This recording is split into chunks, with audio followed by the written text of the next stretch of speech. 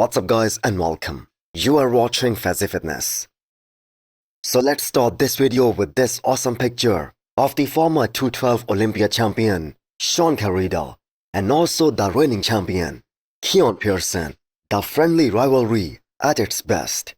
But will this be called a rivalry after this year's Mr. Olympia? Especially with the way Keone Pearson is looking in his most recent physique update. I have to say no disrespect towards Shaun. He will always be the giant killer. But there just simply wasn't a competition between Keone and Shaun even last year at the Olympia. And a bigger and a better version of Keone that is coming to this year's Olympia stage. So not so sure that the same thing can be said about Shaun too, as he has been competing as a pro for more than a decade now. But that's not the major reason why I'm saying that.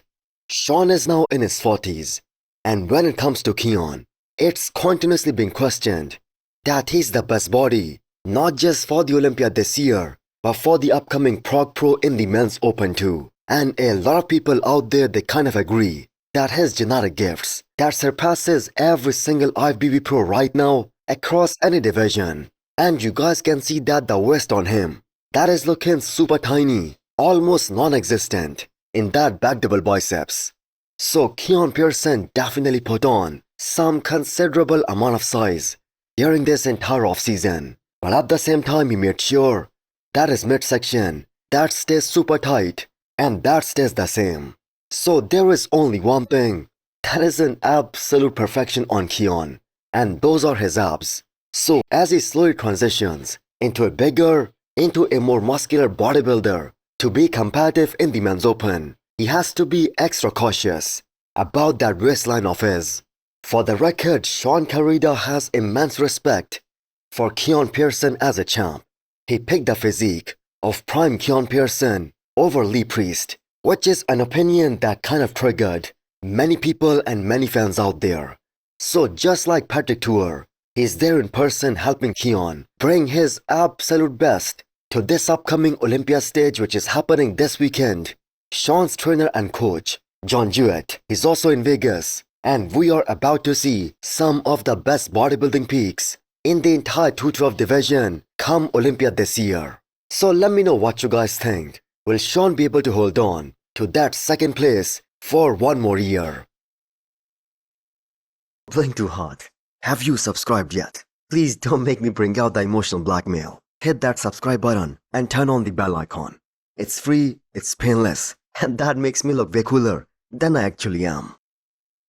Next up, we have a 4 days out physique update from Jordan Hutchinson. So not many bodybuilding media outlets, they're mentioning his name in that second Olympia call out, where I 100% believe he can surprise a lot of people. So first of all, front to back, he's one of the most shredded man in the entire Men's Open division. And this is a guy who is quite similar to the Mutant in terms of how freakishly fast this guy is evolving into a better, into a more complete bodybuilder. So in just under 1 year, Jordan was able to make some very impressive gains, some crazy size gains. And secondly, if you have been following Jordan's journey, since last year especially, there was never one show where he missed his mark, where he came in off. He always shows up shredded and ripped to the bone. And this is a kind of athlete who gets better the more he competes. Now for those of you guys who do not know, he's just 28 years old, and once again, he's looking super detailed and striated everywhere, top to bottom, front to back. And this was him just after arriving in Vegas after a flight. So still 4 more days to go to dry out and get harder. So the improvement in Jordan's arms and delts, they are gonna make a massive difference in his entire physique. He won the Texas Pro hands down with perfect scores against guys like Quinton Beastwood, and the man shut the door on everyone in the lineup. So people need to start mentioning his name. As we heard from Jay Cutler himself, that he's a potential top 4 future Olympian, and that could very well be possible as soon as next year. But I'm gonna say put another 5 years into this project. And the fact that he has the time He's only 28 years old and the man will definitely be in that first Olympia call-out. But let me know what you guys think. Next up, we have an update from Akim Williams, a little under 2 weeks out from the Olympia. So if Akim can impress a guy like Michael Krizo with his biceps development, and Krizo we all know is known to have some of the best arms, then Akim legit has some of the best biceps in the men's open too. In fact, Krizo rated Akim's biceps even higher than the mutant. So Akim has been a consistent top 10 Olympian from the past few years, and this year the man is aiming to beat his career's best look, which was back in 2020, the year he placed top 6, and that too for the very first time and the only time.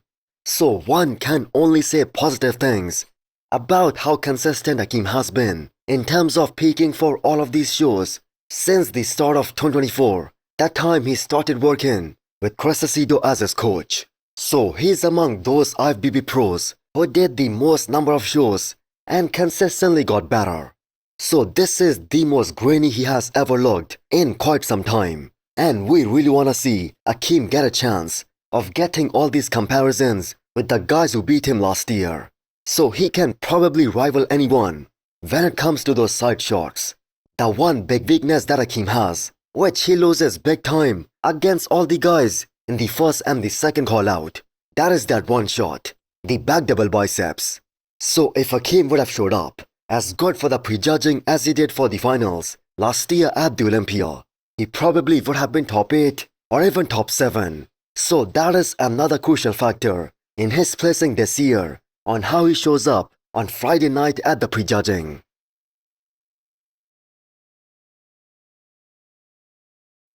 So the whole controversy around Mike's height that has become a trending topic all over the bodybuilding media, on Instagram, on YouTube, since he mentioned his current height about 2 weeks back from the Olympia this year. And I'm gonna say for clarity, no media outlet, they are hating on Mike. The fans as well as the media, they need more clarification on what's the rule, how do they measure your height, is it based on your scalp, or do they go by your hair?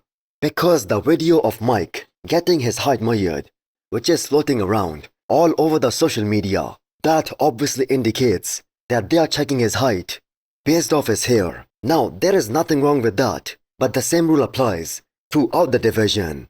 So what that implies is that any classic IFBB pro, they can maybe add a few more inches to their height by having long hairs, and just 1 inch in the height, that makes a drastic difference in your classic weight cap. Now all that being said, don't get me wrong, Mike Sommerfeld is an awesome bodybuilder. I have rooted for him throughout this year, and the man is looking absolutely awesome in his recent update, and he obviously is the favorite going into this year's classic Olympia. But on the day of the weigh-ins, everyone will be looking to see that one segment where all these guys will be measured in terms of their height and their weights. So if anyone has a clarity on the rules regarding the height measurement, kindly leave a comment down below. So hit the thumbs up button if you liked the video, and smash the subscribe button if you wanna come back for more. Thanks for watching.